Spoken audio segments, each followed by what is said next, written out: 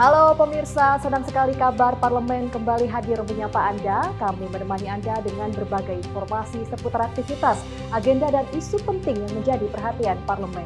Bersama saya Restu Wulandari dan inilah kabar parlemen selengkapnya.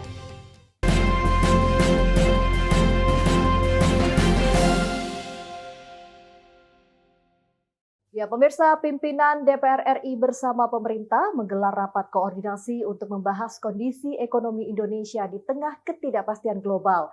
Wakil Ketua DPR RI Sufmi Dasko Ahmad menegaskan rapat ini digelar untuk menjaga pertumbuhan ekonomi sekaligus melakukan mitigasi terhadap berbagai dinamika yang terjadi belakangan ini. Senada dengan itu, Wakil Ketua Dewan Ekonomi Nasional Mari Elka Pangestu menyatakan pemerintah dan DPR sepakat menjaga stabilitas makroekonomi jangka pendek agar kepercayaan pasar tetap terjaga. Di tengah dinamika perekonomian global, DPR RI dan pemerintah memperkuat koordinasi melalui rapat yang digelar di Kompleks Parlemen Senayan, Jakarta pada Senin 28 Juni 2026. Rapat dipimpin Wakil Ketua DPR RI Sufmi Dasko Ahmad dan dihadiri Wakil Ketua DPR RI Saan Mustafa, Cucun Ahmad Samsurijal, serta Sari Yuliati. Turut hadir Ketua Badan Anggaran DPR RI Said Abdullah, Ketua Komisi 11 DPR RI Muhammad Misbahkun, dan Wakil Ketua Komisi 1 DPR RI Budi Jiwandono. Dari pihak pemerintah, rapat dihadiri Menteri Sekretaris Negara Prasetyo Hadi, Menteri Energi dan Sumber Daya Mineral Bahlil Lahadalia, Wakil Ketua Dewan Ekonomi Nasional Mari Elka Pangestu, Deputi Gubernur Bank Indonesia Thomas Jiwandono, serta Riki Perdana Gozali. Dalam konferensi pers usai rapat, Wakil Ketua DPR RI Sufmi Dasko Ahmad menjelaskan pertemuan tersebut merupakan bagian dari upaya menjaga pertumbuhan ekonomi nasional, sekaligus melakukan mitigasi terhadap berbagai dinamika yang terjadi belakangan ini. Pada hari ini kami mengadakan rapat koordinasi untuk pertumbuhan ekonomi, sekaligus juga rapat untuk mitigasi beberapa hal yang terjadi belakangan ini. Selanjutnya, Wakil Ketua Dewan Ekonomi Nasional Mari Elka Pangestu menjelaskan bahwa rapat koordinasi antara pemerintah dan DPR dilakukan secara berkala untuk memantau perkembangan ekonomi nasional. Menurut Mari Elka, di tengah ketidakpastian ekonomi global, pemerintah dan DPR sepakat menjaga stabilitas makroekonomi jangka pendek agar kepercayaan pasar tetap terpelihara. Intinya adalah yang juga di dalam pembahasan dengan beberapa lembaga yang hadir seperti Bank Indonesia dan Kementerian Keuangan, saya rasa semua sepakat bahwa kita semua negara menghadapi keadaan global yang memang tidak pasti. Yang penting bagaimana sebuah negara itu merespons terhadap keadaan global yang tidak pasti itu. Dan ada kesepakatan saya rasa yang tercapai bahwa yang penting adalah menjaga kestabilan makroekonomi di jangka pendek. Ya, karena kita sudah melihat dampak dari ketidakpastian global, misalnya harga minyak meningkat dan dampaknya kepada inflasi yang sudah mempengaruhi inflasi dan daya beli di masyarakat. Sehingga ini menjadi prioritas untuk menjaga kestabilan makro. Lebih lanjut, Mari Elka menegaskan secara fundamental kondisi ekonomi Indonesia cukup kuat. Meski demikian, pemerintah terus mencermati pelemahan nilai tukar rupiah serta menyiapkan berbagai langkah kebijakan untuk menjaga stabilitas dan kepercayaan pasar. Restu Wulandari, Mahendra Dewanata, Dechandra, Berita Nasional TV. Masih dari hasil rapat koordinasi DPR bersama pemerintah terkait kondisi ekonomi di Indonesia, pemerintah dan DPR menilai kondisi fundamental ekonomi Indonesia masih dalam kondisi baik, namun pelemahan nilai tukar rupiah menjadi perhatian karena berdampak pada kepercayaan pasar di tengah ketidakpastian ekonomi global. Wakil Ketua Dewan Ekonomi Nasional Mari Elka Pangestu mengatakan hasil rapat koordinasi antara pemerintah dan DPR menyepakati bahwa fundamental ekonomi Indonesia tetap kuat. Meski demikian, Mari mengakui Indonesia tengah menghadapi tekanan terhadap nilai tukar rupiah yang lebih besar dibandingkan beberapa negara lain. Pemerintah diminta mewaspadai kondisi ini dengan menjaga kepercayaan pasar. Menurut Mari, kepercayaan investor sangat berkaitan dengan kebijakan yang akan diambil pemerintah ke depan. Lembaga yang hadir seperti Bank Indonesia dan Kementerian Keuangan, saya rasa semua sepakat bahwa kita semua negara menghadapi keadaan global yang memang tidak pasti. Yang penting bagaimana sebuah negara itu merespons terhadap keadaan global yang tidak pasti itu. Dan ada kesepakatan saya rasa yang tercapai bahwa yang penting adalah menjaga kestabilan makroekonomi. Ketidakpastian global termasuk kenaikan harga minyak dunia disebut mulai memberikan dampak terhadap inflasi dan daya beli masyarakat. Karena itu pemerintah memprioritaskan langkah menjaga stabilitas makroekonomi jangka pendek melalui penguatan kebijakan fiskal dan moneter serta koordinasi antar lembaga. Rapat koordinasi ini menjadi bagian dari upaya pemerintah merespons kondisi ekonomi global yang masih penuh ketidakpastian. Dari Jakarta, Mendra Dewanata De Chandra, Berita Nasional TV. Ya, selain itu pemirsa, pemerintah juga memastikan kondisi fiskal nasional masih terjaga dengan baik di tengah meningkatnya ketidakpastian ekonomi global. Kepastian tersebut disampaikan Wakil Menteri Keuangan Juda Agung dalam rapat koordinasi perekonomian yang digelar di Kompleks Parlemen Senayan, Jakarta. Dewan Perwakilan Rakyat Republik Indonesia menggelar rapat koordinasi perekonomian bersama Dewan Ekonomi Nasional, Bank Indonesia, Kementerian Keuangan, Kementerian ESDM, serta sejumlah pemangku kepentingan di Kompleks Parlemen Senayan, Jakarta, Senin 29 Juni 2026. Rapat membahas berbagai langkah antisipasi menghadapi ketidakpastian ekonomi global dan menjaga stabilitas perekonomian nasional. Usai rapat, Wakil Menteri Keuangan Juda Agung menegaskan kondisi fiskal Indonesia masih berada dalam kondisi yang sehat. Hingga akhir Mei, defisit APBN tercatat sebesar 0,7% dan diperkirakan tetap berada di bawah 3% hingga akhir tahun. Penerimaan pajak tumbuh 19,1%, sementara realisasi belanja negara juga masih berada di atas 30%. Yang pertama tadi dibahas bahwa kondisi fiskal itu masih sangat terjaga dengan baik. Defisit hingga bulan Mei kemarin 0,7% dan diperkirakan sampai dengan akhir tahun juga masih di bawah 3%, jadi masih sangat terjaga. Pajak juga tumbuh dengan baik 19,1% dan juga dari sisi belanja juga masih di atas 30%. Juda Agung menambahkan, pemerintah dan Bank Indonesia terus memperkuat koordinasi untuk menjaga likuiditas perbankan. Penempatan dana pemerintah di perbankan sebesar Rp281 triliun diperpanjang hingga Desember 2026 dengan tambahan fasilitas standby Rp100 triliun apabila diperlukan untuk mendukung penyaluran kredit. Sebelumnya, Deputi Gubernur Senior Bank Indonesia Destri Damayani menyatakan Bank Indonesia akan terus menjaga stabilitas nilai tukar dan likuiditas melalui berbagai instrumen moneter. Menurutnya, langkah jangka pendek diperlukan untuk merespon ketidakpastian global dan menjaga kepercayaan pasar terhadap perekonomian nasional. Dewan Ekonomi Nasional juga menyampaikan bahwa seluruh negara tengah menghadapi ketidakpastian ekonomi global, sehingga menjaga stabilitas makroekonomi menjadi prioritas. Sementara, Wakil Ketua DPR RI Sufmi Dasko Ahmad menegaskan rapat koordinasi ini menjadi wadah untuk menyatukan langkah pemerintah dan otoritas ekonomi agar respon terhadap perkembangan global dapat dilakukan secara terpadu. Restu Wulandari, Ade Chandra, Mahendra Dewananta, Berita Nasional TV. Dan selanjutnya pemirsa, Bank Indonesia juga menegaskan akan menempuh kebijakan jangka pendek untuk menjaga stabilitas nilai tukar rupiah dan likuiditas di tengah meningkat ketidakpastian ekonomi global. Langkah ini disampaikan Deputi Gubernur Senior Bank Indonesia Destri Damayani usai rapat koordinasi perekonomian bersama DPR dan pemerintah di Kompleks Parlemen Senayan, Jakarta. Di tengah meningkat ketidakpastian ekonomi global, Bank Indonesia menegaskan akan mengambil kebijakan jangka pendek untuk menjaga stabilitas nilai tukar rupiah dan likuiditas pasar.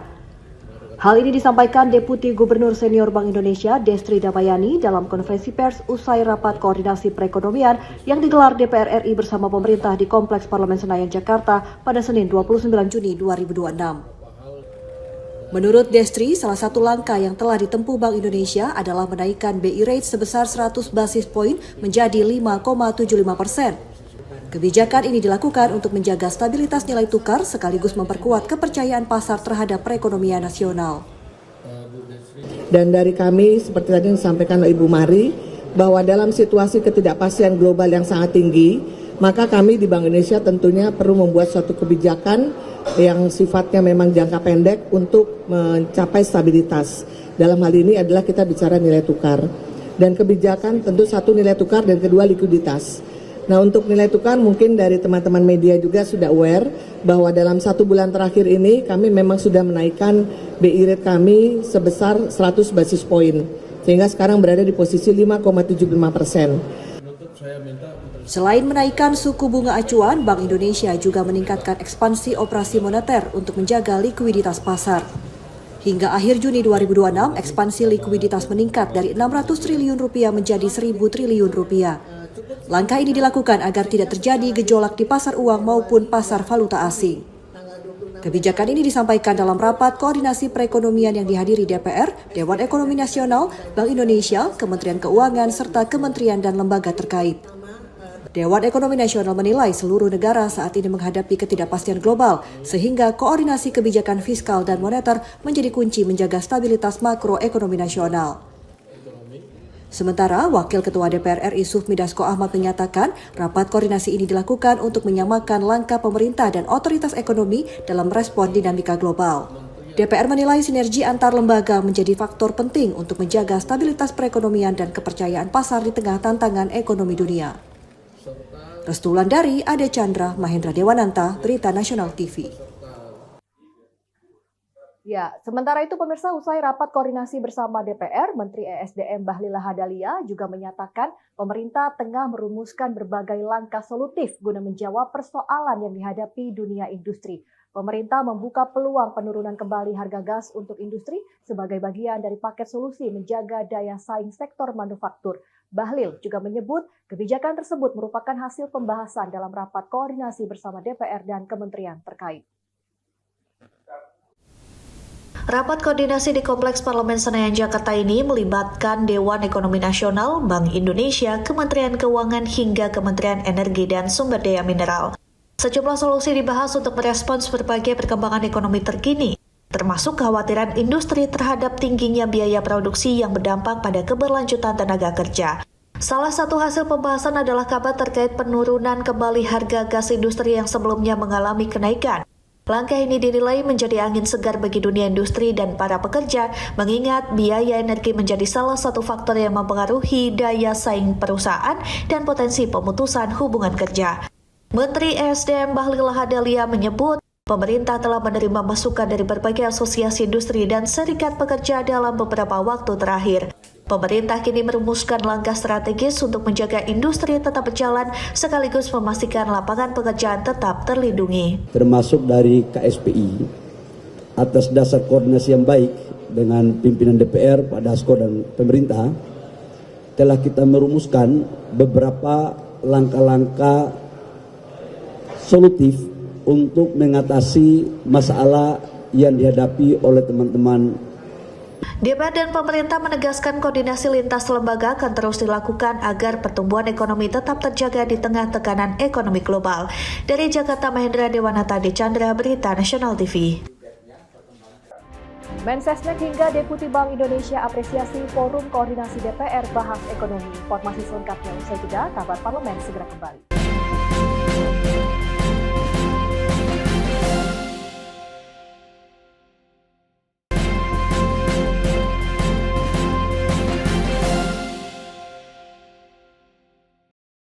Anda kembali bersama kami pemirsa di Kabar Parlemen.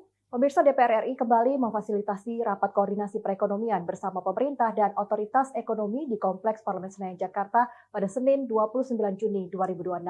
Rapat ini membahas langkah menghadapi ketidakpastian ekonomi global serta menjaga stabilitas perekonomian nasional. Dalam kesempatan ini, sejumlah pejabat, Mensesnek hingga Deputi BI menyampaikan apresiasi kepada DPR RI yang dinilai konsisten menjadi wadah koordinasi antar lembaga dalam merumuskan kebijakan ekonomi.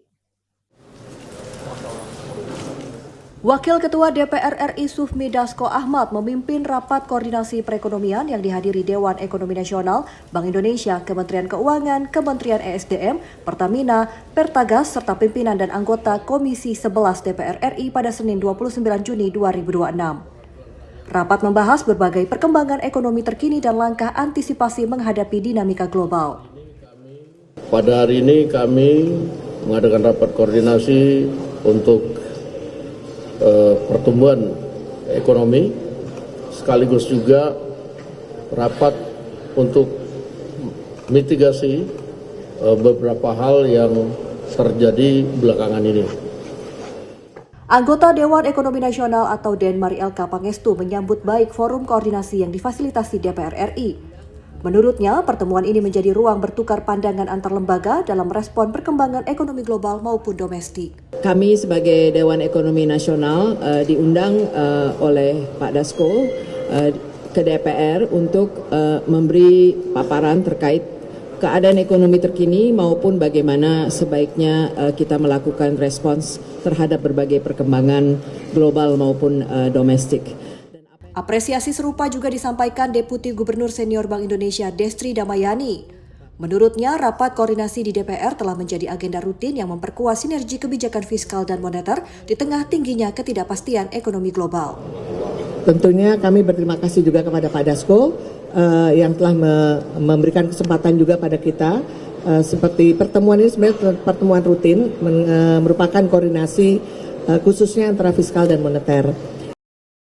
Menteri Sekretaris Negara Prasetyo Hadi juga menyampaikan terima kasih kepada pimpinan DPR atas terselenggara rapat koordinasi ini.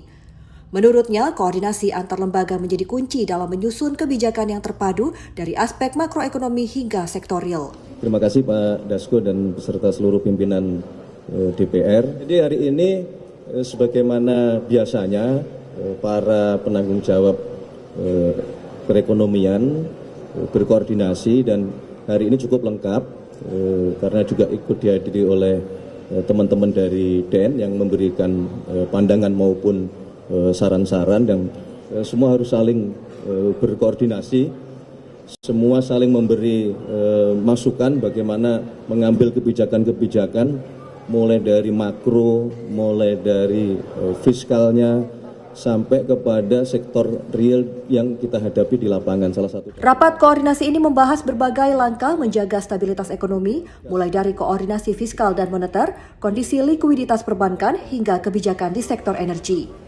DPR berharap sinergi yang telah terbangun melalui forum koordinasi ini dapat terus diperkuat agar kebijakan pemerintah berjalan selaras dalam menjaga pertumbuhan ekonomi nasional. Restu Wulandari, Ade Chandra, Mahendra Dewananta, Berita Nasional TV.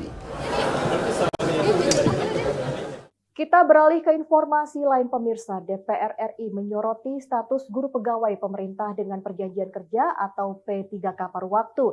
Komisi 10 DPR mendesak pemerintah menghapus skema tersebut dan mengangkat seluruh P3K paruh waktu menjadi P3K penuh waktu seiring upaya mempercepat pemenuhan kebutuhan ratusan ribu guru di Indonesia.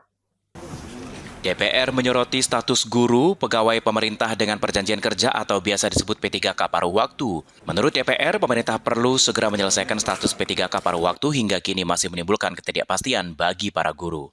Hal ini disampaikan Wakil Ketua Komisi 10 DPR RI, lalu Hadrian Irvani di Kompleks DPR RI Senayan, Jakarta pada Selasa 30 Juni 2026. Lebih jauh lalu mengatakan dalam Undang-Undang Nomor 20 Tahun 2023 tentang Aparatur Sipil Negara tidak dikenal pembagian P3K paruh waktu maupun penuh waktu. Karenanya Komisi 10 mendorong agar seluruh P3K paruh waktu diangkat menjadi P3K penuh waktu sehingga memperoleh kepastian status dan hak yang sama sebagai aparatur sipil negara. Selain itu, DPR juga meminta pemerintah segera membuka formasi baru untuk menutup kekurangan lebih dari 561.000 guru di berbagai daerah. Berdasarkan hasil pembahasan dengan pemerintah, terdapat sinyal positif bahwa pemenuhan kebutuhan guru akan dimulai secara bertahap pada tahun 2026 dengan target awal memenuhi setidaknya separuh dari total kebutuhan. Sebenarnya di dalam Undang-Undang 20 tahun 2023 tentang ASN itu terdiri dari PNS dan P3K, tidak mengenal paruh waktu maupun penuh waktu. Tapi usulan kami, melihat kondisi fiskal hari ini, satu, segera pemerintah mengangkat P3K paruh waktu ini menjadi P3K penuh waktu. Dan status P3K ini tidak boleh ada penuh waktu dan paruh waktu lagi, tapi P3K. Nah, kemudian yang kedua, kita masih kekurangan guru 561.000 lebih guru. Saya sudah diskusi dengan Mendikbudrismen bahwa satu-satunya cara hari ini adalah dengan cara membuka formasi untuk kekurangan guru tersebut.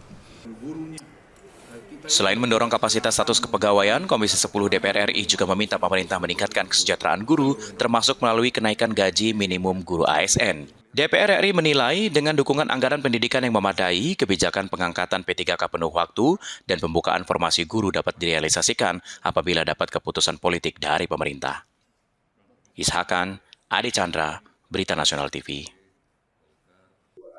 Kita ke informasi lainnya pemirsa, ribuan calon mahasiswa dilaporkan tidak melakukan daftar ulang setelah dinyatakan lolos masuk perguruan tinggi negeri. Komisi 10 DPR menilai kondisi ini dipengaruhi sejumlah faktor, mulai dari biaya uang kuliah tunggal yang dinilai tinggi hingga pilihan melanjutkan pendidikan di sekolah kedinasan. Presiden juga menyampaikan sejumlah usulan dan perintah bahwa akan dibentuk Satgas. Komisi 10 DPR RI menyoroti biaya uang kuliah tunggal atau UKT yang dinilai tinggi menjadi salah satu penyebab ribuan calon mahasiswa memilih tidak melakukan daftar ulang. DPR meminta Kementerian Pendidikan Tinggi, Sains, dan Teknologi memperluas program beasiswa bagi mahasiswa dari keluarga kurang mampu. Hal itu disampaikan Wakil Ketua Komisi 10 DPR, Lalu Hadrian Irfani, di Komplek DPR RI, Senayan, Jakarta, Selasa 30 Juni 2026. Lalu mengatakan, penambahan kuota beasiswa menjadi langkah penting agar lebih banyak calon mahasiswa tetap dapat melanjutkan pendidikan tinggi meski memiliki keterbatasan ekonomi. Meski demikian, Lalu menegaskan tidak semua perguruan tinggi negeri menetapkan UKT yang tinggi. Ia mencontohkan Universitas Mataram yang masih memiliki kelompok UKT terendah sebesar Rp500.000 per semester. Oleh karena itu, calon mahasiswa diminta tidak terburu-buru mengundurkan diri sebelum mengetahui besaran UKT yang ditetapkan. Itu saya sampaikan bahwa bukan 60.000 sebenarnya. Ya, tidak sebanyak itu. Kisarannya kalau diangkakan itu sekitar 10 sampai 20.000, tetapi statusnya belum daftar ulang, bukan tidak daftar ulang. Kalaupun yang tidak daftar ulang, penyebabnya satu, mereka keterima di sekolah kedinasan. Yang kedua, mereka pilihannya itu lulus bukan di pilihan yang pertama, tetapi pilihan kedua atau ketiga sehingga memilih perguruan tinggi yang lain. Kemudian yang ketiga, keterima di TNI dan Polri. Keempat, informasinya biaya UKT mahal. UKT ini saya sampaikan tidak semuanya mahal. Lalu menambahkan, selain faktor biaya, DPR juga mencatat sebagian calon mahasiswa memilih mengundurkan diri karena diterima di sekolah kedinasan, termasuk menjadi taruna TNI dan Polri. Menurut Lalu, pemerintah perlu mencermati berbagai penyebab tersebut agar angka calon mahasiswa yang gagal melanjutkan pendidikan dapat terus ditekan. Ishakan, Ade Chandra, Berita Nasional TV. Kita ke informasi lainnya pemirsa, Wakil Ketua DPR RI Cucun Ahmad Syamsur Rijal meminta Kementerian Perhubungan atau Kemenhub segera menyusun aturan teknis yang lebih rinci agar implementasi kebijakan pemotongan komisi perusahaan aplikator ojek online atau ojol menjadi maksimal 8% dapat berjalan sesuai tujuan awal. Langkah ini menyusul keluhan sejumlah pengemudi yang mengaku pendapatannya justru menurun setelah kebijakan tersebut diberlakukan. Isu pemotongan komisi ojek online atau ojol menjadi salah satu poin yang mendapat perhatian DPR RI. Pasalnya meskipun skema pembagian hasil sudah ditetapkan, implementasinya dianggap masih memerlukan kejelasan agar tidak menimbulkan penafsiran berbeda. Hal ini disampaikan Wakil Ketua DPR RI Cucun Ahmad Syamsur Rijal dalam konferensi pers di Kompleks Parlemen Senayan, Jakarta pada Kamis 2 Juli 2026. Cucun menjelaskan pembagian hasil 8 berbanding 92% pada dasarnya telah berjalan sesuai dengan kesepakatan. Namun penurunan pendapatan pengemudi terjadi karena adanya penyesuaian tarif oleh aplikator. Di sisi lain, kebijakan ini membuat tarif perjalanan menjadi lebih murah bagi masyarakat. Menurut Cucun, untuk mencegah munculnya perbedaan pemahaman di lapangan, Kementerian Perhubungan perlu menyusun aturan teknis yang lebih rinci. Komisi 5 DPR RI pun akan mengawal implementasi kebijakan tersebut.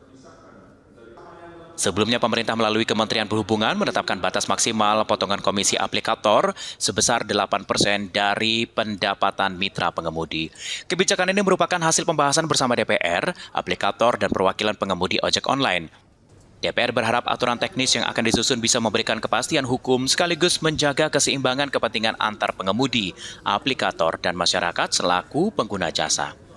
Dari Jakarta, Natasha Alko, Ade Chandra, Berita Nasional TV. DPR RI dorong dana riset 8 triliun rupiah. Informasi selengkapnya usai jeda, kabar parlemen segera kembali.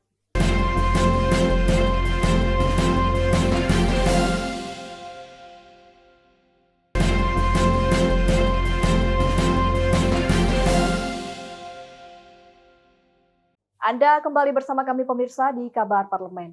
Pemirsa, DPR RI menilai tambahan anggaran riset sebesar 4 triliun rupiah yang diarahkan Presiden Prabowo Subianto belum mencukupi kebutuhan nasional. Komisi 10 DPR mendorong pemerintah menambah dana riset hingga 7 hingga 8 triliun rupiah agar pengembangan ilmu pengetahuan dan inovasi bisa berjalan lebih optimal.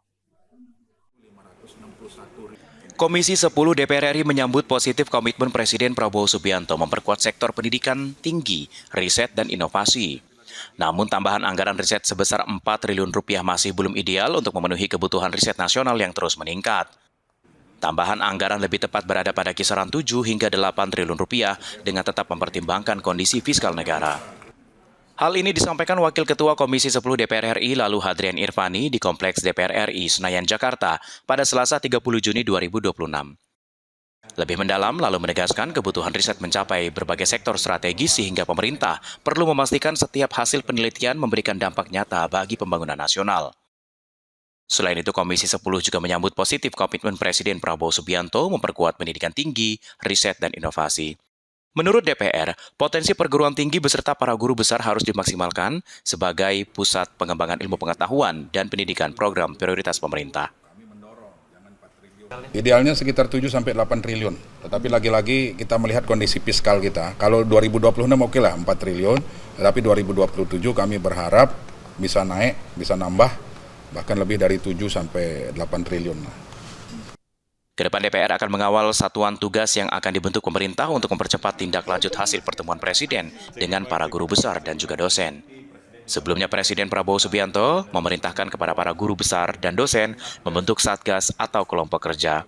Permintaan ini disampaikan Prabowo saat bertemu dengan 2.600 rektor, dekan, dan dosen dari seluruh perguruan tinggi Indonesia dalam acara Sarasehan Kebangsaan Konvensi Sains, Teknologi, dan Industri 2026 di JCC Senayan, Jakarta pada Minggu 28 Juni 2026. Ishakan, Adi Chandra, Berita Nasional TV. Ya, sementara itu pemirsa, Wakil Ketua Komisi 2 DPR RI Bahtra Banok menegaskan Komisi 2 saat ini memprioritaskan pembahasan rancangan Undang-Undang Pemilu. Bahtra menjelaskan pembahasan RUU Pilkada belum masuk ke tahap pembahasan meski DPR menghormati putusan Mahkamah Konstitusi.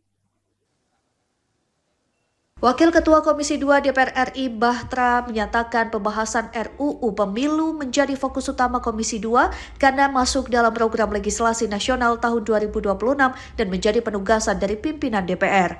Menurutnya pembahasan RUU Pilkada belum menjadi agenda karena Komisi 2 masih berkonsentrasi menyelesaikan RUU Pemilu.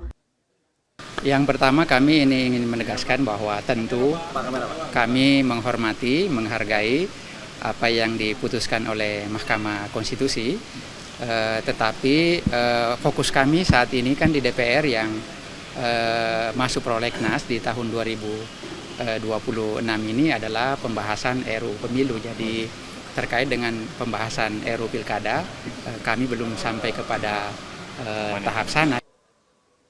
Bahtra juga menambahkan Komisi 2 akan mengedepankan partisipasi publik dalam penyusunan RUU Pemilu, mulai dari akademisi, pegiat kepemiluan, masyarakat, hingga partai politik akan dilibatkan untuk memberikan masukan agar regulasi yang disusun mampu meningkatkan kualitas demokrasi dan penyelenggaraan pemilu.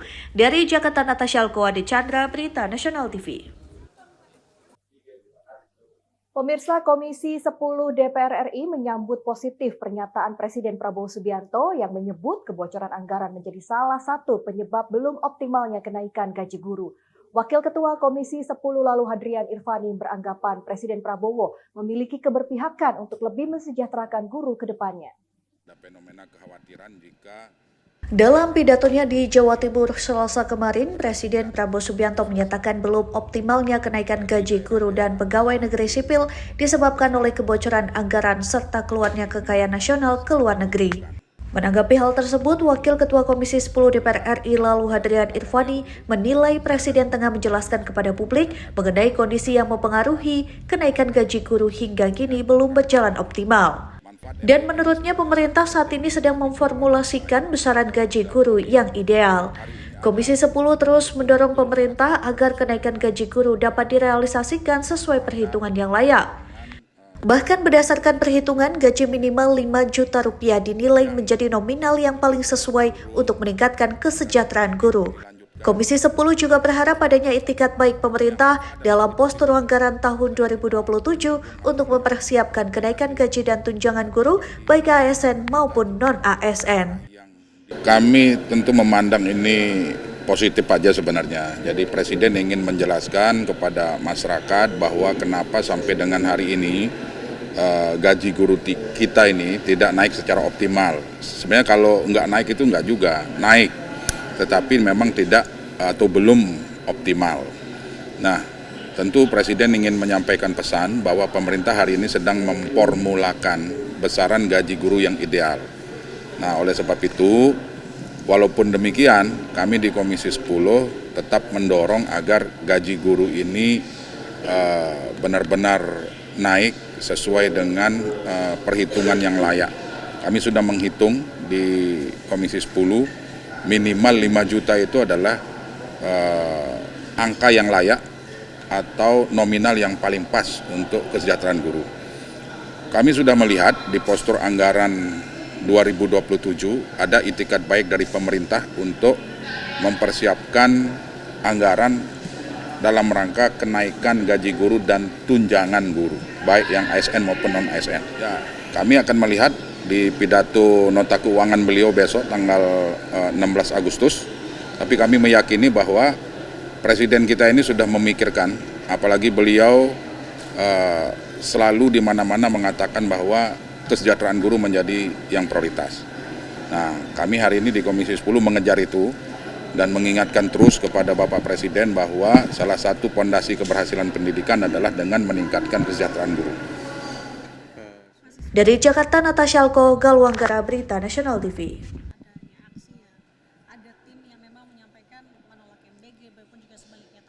Wakil Ketua Komisi 10 DPR RI Lalu Hadrian Irfani juga mendorong peningkatan kesejahteraan guru melalui kenaikan gaji yang lebih layak. Lalu mengusulkan agar gaji guru minimal mencapai 5 juta rupiah demi menunjang profesionalisme dan meningkatkan kualitas pendidikan nasional. Wakil Ketua Komisi 10 DPR RI Lalu Hadrian Irfani menyatakan pemerintah saat ini tengah memformulasikan besaran gaji guru yang ideal. Lalu mendorong agar peningkatan kesejahteraan guru dilakukan secara lebih signifikan. Menurutnya, nominal 5 juta rupiah dinilai menjadi angka yang layak bagi kesejahteraan guru. Lalu Hadrian menyebut pemerintah juga telah menunjukkan itikat baik dengan menyiapkan anggaran kenaikan gaji dan tunjangan guru baik ASN maupun non-ASN dalam postur anggaran tahun 2027. Kami sudah menghitung di Komisi 10, minimal 5 juta itu adalah angka yang layak atau nominal yang paling pas untuk kesejahteraan guru. Kami sudah melihat di postur anggaran 2027 ada itikat baik dari pemerintah untuk mempersiapkan anggaran dalam rangka kenaikan gaji guru dan tunjangan guru, baik yang ASN maupun non-ASN. Lalu menegaskan akan terus mendorong agar peningkatan kesejahteraan guru menjadi prioritas pemerintah, mengingat guru merupakan salah satu fondasi utama keberhasilan pendidikan nasional. Dari Jakarta, Natasha Alko, Galwanggara, Berita Nasional TV. Tapi kami meyakini bahwa informasi menarik lainnya dari parlemen masih akan kami hadirkan usai jeda. Tetaplah bersama kami di Berita Nasional TV.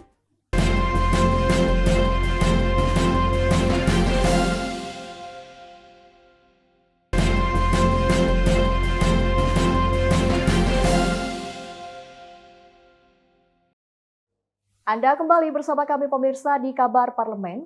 Pemirsa, Wakil Ketua Komisi 10 DPR RI Lalu Hadrian Irfani merespon usulan Menteri Kesehatan agar penderita tuberkulosis ikut menerima program makan bergizi gratis atau MBG. Lalu mempersilahkan pihak Kemenkes untuk mengajukan wacana tersebut dengan catatan anggaran MBG untuk penderita TBC bukan diambil dari pos pendidikan. Hal tersebut disampaikan Lalu Hadrian di Gedung Parlemen Senayan, Jakarta, Rabu siang. Lalu mengatakan selama ini target penerima manfaat MBG yang sudah berjalan ditujukan bagi murid TK dan sekolah, balita, ibu hamil, menyusui, serta lansia.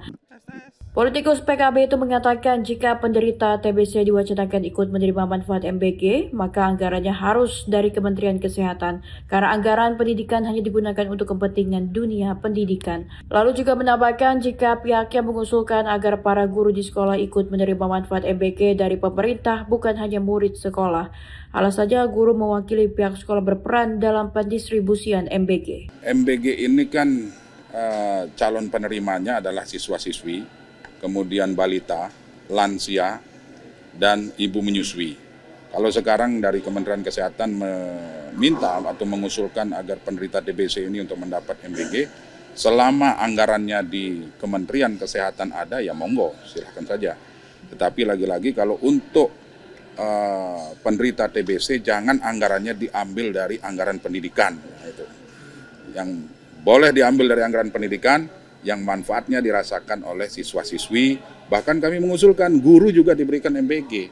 Jangan hanya guru sebagai distributor pembagian ompreng makanan kepada siswa-siswi.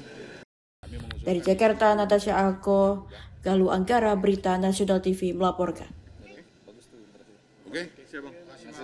Ya, pemirsa, Wakil Ketua Komisi 9 DPR RI Charles Honoris mendukung wacana pemberian motor listrik milik Badan Gizi Nasional atau BGN kepada guru honorer. Menurutnya, aset tersebut dapat dimanfaatkan untuk hal yang lebih bermanfaat setelah proses hukum selesai.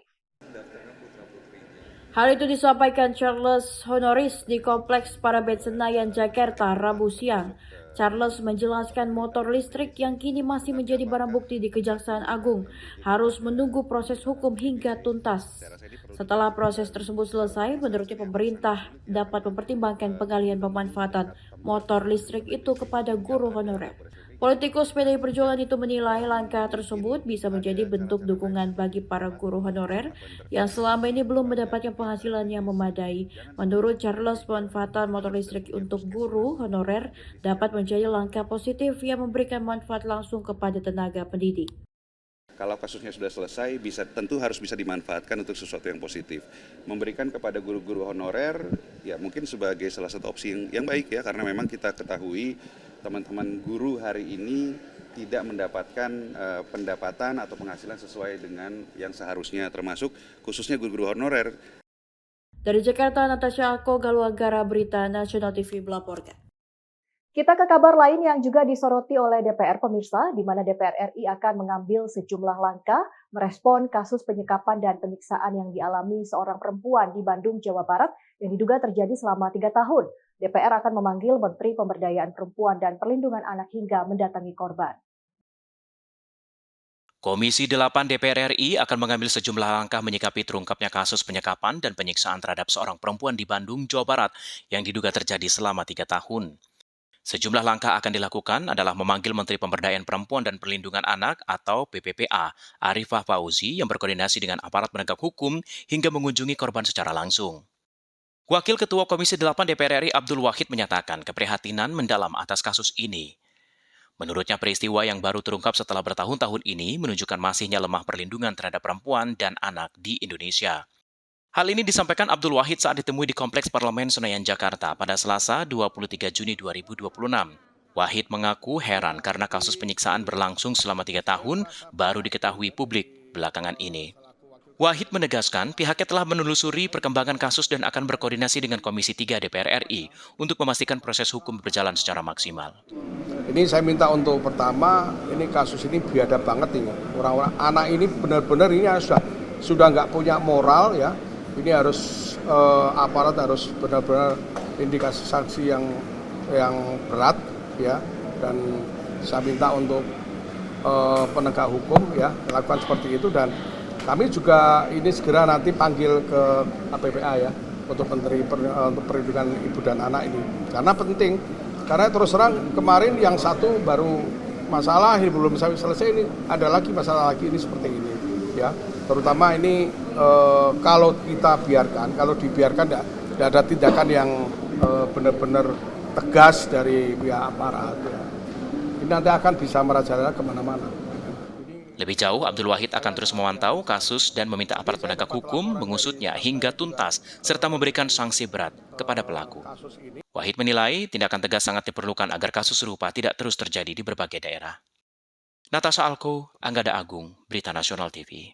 Sementara itu, Ketua Komisi 3 DPR RI Habibur Rahman mendorong penegak hukum menjatuhkan hukuman maksimal kepada tersangka Taufik Hidayat atas kasus penganiayaan dan penyekapan terhadap seorang perempuan di Kabupaten Bandung, Jawa Barat. Menurut Habibur Rahman, tindakan tersangka sangat mengusik rasa kemanusiaan dan harus diberi sanksi tegas sebagai bentuk efek jera serta penegakan keadilan bagi korban. Dan berikut pernyataan Ketua Komisi 3 DPR RI Habibur Rahman. Assalamualaikum warahmatullahi wabarakatuh. Selaku Ketua Komisi 3 DPR RI, saya memberikan apresiasi yang setinggi-tingginya kepada Kapolda Jawa Barat beserta seluruh jajaran kepolisian yang telah bergerak cepat, responsif, dan taktis dalam menangkap tersangka Taufik Hidayat, pelaku penyekapan serta penganiayaan keji terhadap seorang perempuan di Bandung. Tindakan cepat ini menunjukkan komitmen kuat Polda Jabar dalam menghadirkan rasa aman di tengah masyarakat, sekaligus membuktikan bahwa negara hadir dan tidak memberikan ruang sedikit pun bagi pelaku tindak kekerasan yang keji. Kasus yang dilakukan oleh Taufik Hidayat ini sangat mengusik rasa kemanusiaan kita. Oleh karena itu, saya mendesak aparat penegak hukum untuk tidak ragu-ragu menjerat pelaku dengan pasal undang-undang berlapis dengan ancaman hukuman yang terberat.